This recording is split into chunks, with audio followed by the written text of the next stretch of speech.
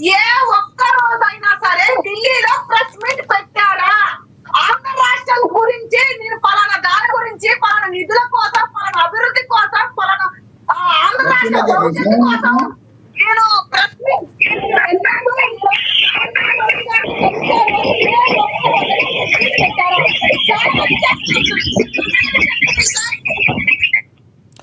Yes మీ దగ్గర disturbance ఉంది ఉదయశ్రీ గారు, మీ దగ్గర సరిగ్గా లేదు.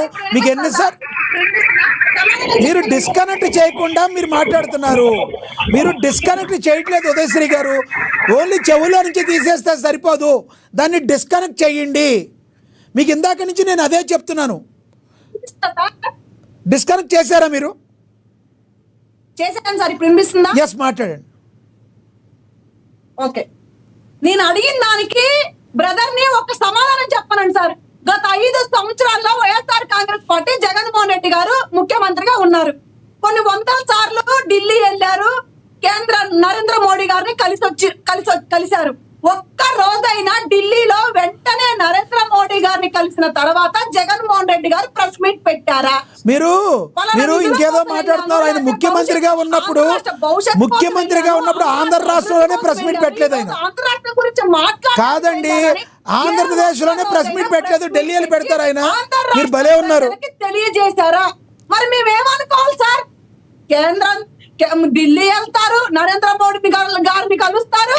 ఎందుకు కలుస్తారో తెలియదు, ఎందుకు వస్తారో తెలియదు, ఎందుకు వెళ్తారో తెలియదు. మరి మేమేమనుకోవాలి సార్? మేమైతే అదే అనుకుంటా ఉన్నాం. కేసులు కొట్టేపించుకోవడం కోసం, కోర్టు చుట్టూ తిరగకుండా ఉండడం కోసం, జైలుకి వెళ్లకుండా ఉండడం కోసమే వెళ్ళారేమో అనుకుంటున్నాం సార్.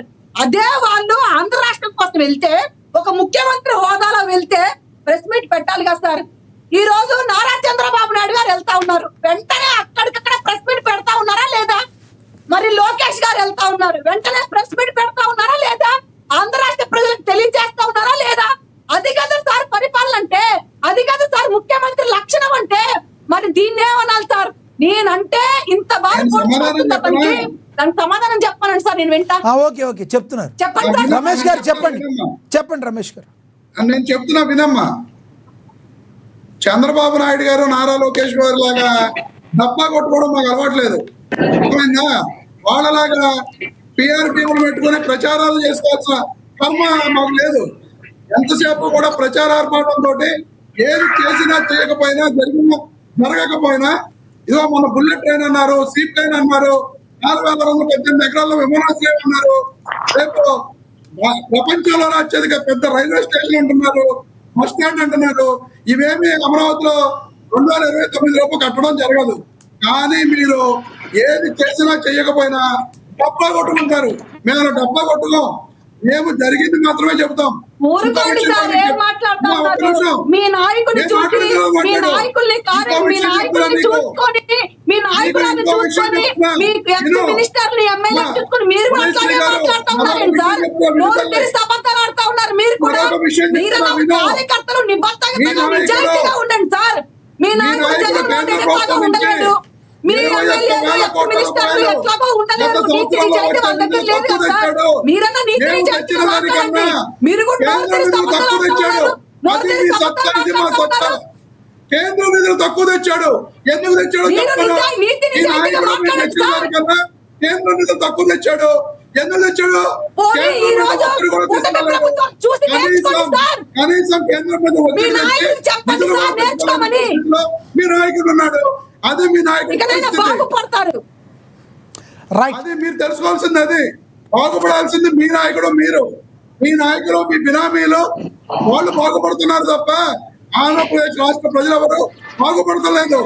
అది తెలుసుకోండి మీరు. రైట్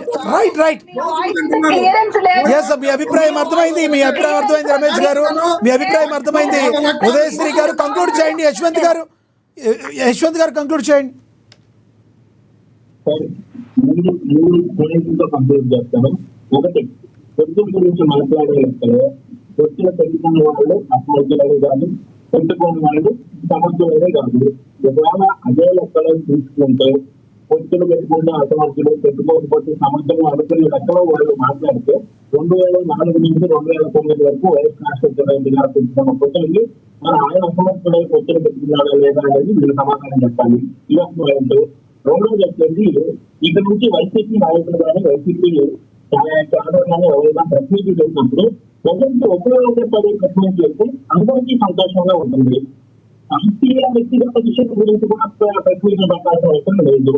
ఇక మూడో పాయింట్ వచ్చేసి జనసేన వాళ్ళకి ఏదైనా అన్యాయం జరుగుతుంది అని చెప్పి వాళ్ళు వ్యక్తిగతంగా మాట్లాడాల్సిన అవసరం లేదు.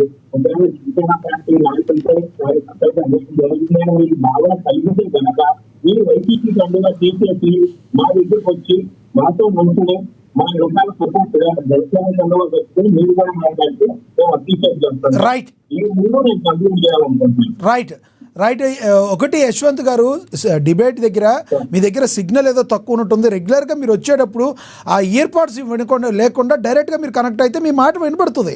మీరు ఇయర్ పాడ్స్ యూజ్ చేసి మాట్లాడటం వల్ల సిగ్నల్ వల్ల మీ వాయిస్ సరిగ్గా వినపడతలేదు. ఉదయశ్రీ గారి దగ్గర కూడా అదే ప్రాబ్లం. ఆవిడ ఇయర్ పాడ్స్ తీసేసిన తర్వాత మంచిగా వినపడింది. మీ దగ్గర